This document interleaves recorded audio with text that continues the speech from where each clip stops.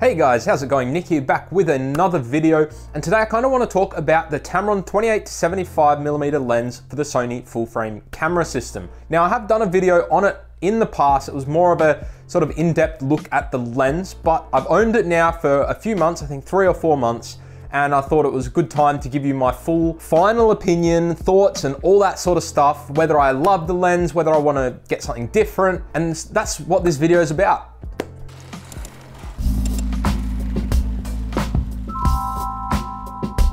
All right, so when I picked up the Tamron 28-75, I sort of moved away from prime lenses and got my first zoom lens. And that's mainly down to sort of ease of use.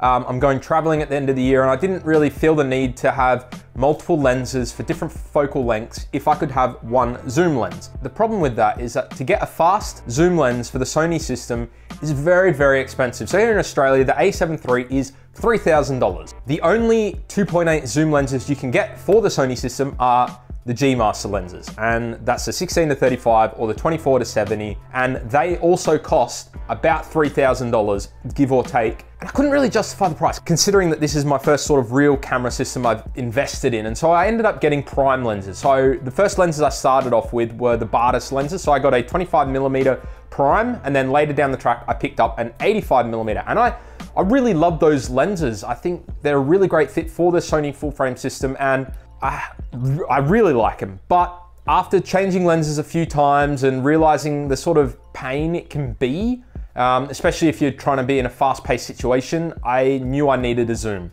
And luckily Tamron had just released the 28-75. I was able to get my hands on one. Now it is an extremely popular lens, still out of stock in a lot of places, and that's because it is super cheap.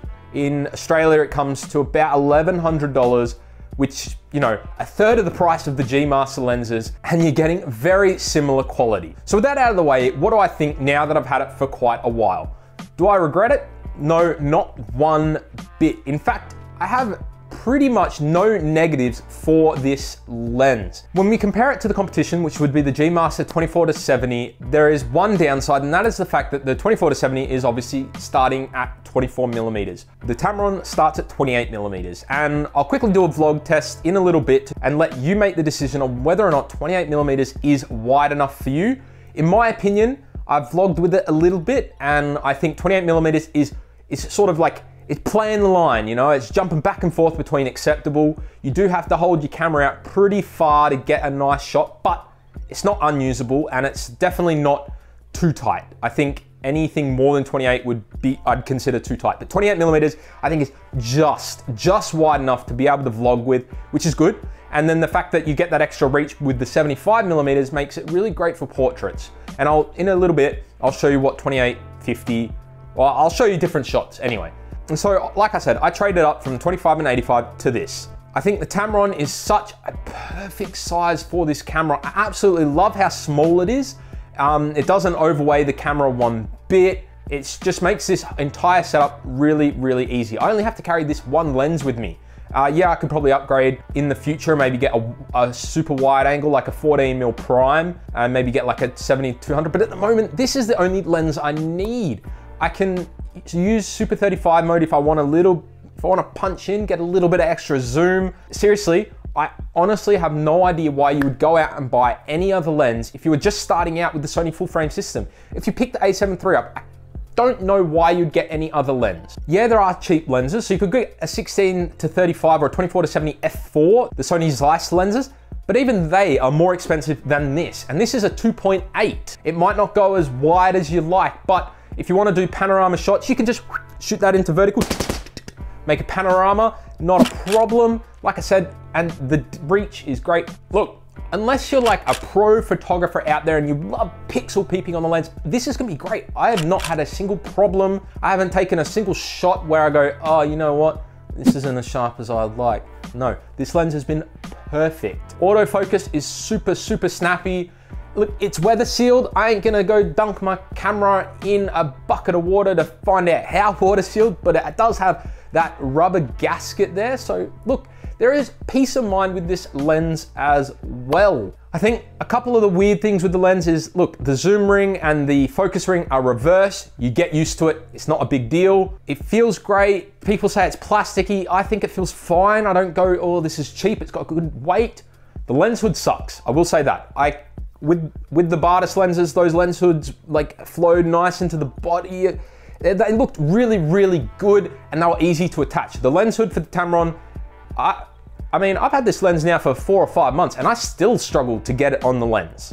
I prefer having it on there for safety's sake. It is a 67mm filter thread, so you're not gonna be paying too much money for your ND filters, and 67 is quite a common sort of filter thread, so you will be able to reuse that filter if you get one. And so what I'll do now is I'm gonna quickly vlog, show you what 28mm looks like on this camera, show you a couple of shots of what the bokeh looks like, because I think the bokeh is pretty good. And yeah. All right guys, so now I'm vlogging on the Tamron 28-75. This is totally up to you, whether or not this angle, whether or not 28mm is wide enough for you. So this is on a GorillaPod at arm's length. Bring it in. If I wanted to palm the camera, I can palm it like so. Again, it's totally up to you whether or not 28mm is wide enough. In my opinion, 28mm is just right for vlogging. I think maybe a little bit wider would be fine, but I don't think you're gonna have a single problem with 28mm.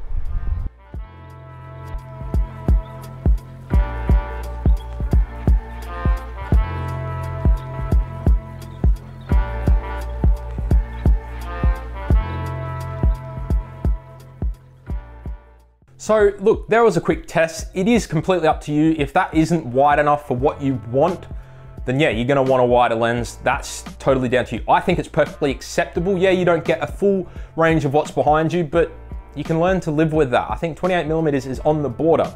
So final thoughts and opinions. I've had this lens for ages. I do not regret it. I'm not gonna sell it. And if you've just bought a Sony a7 III, maybe you're waiting for the S3, you've just invested in a full frame Sony camera, this is the lens to get.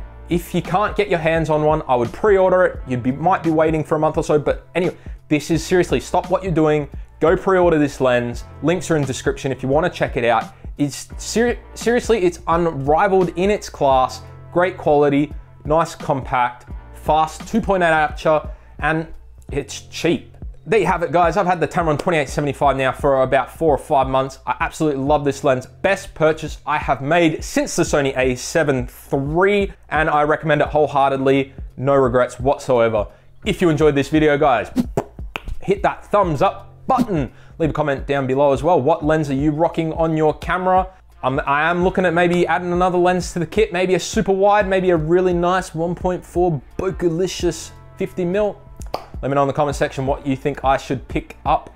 And until the next video, guys, see ya.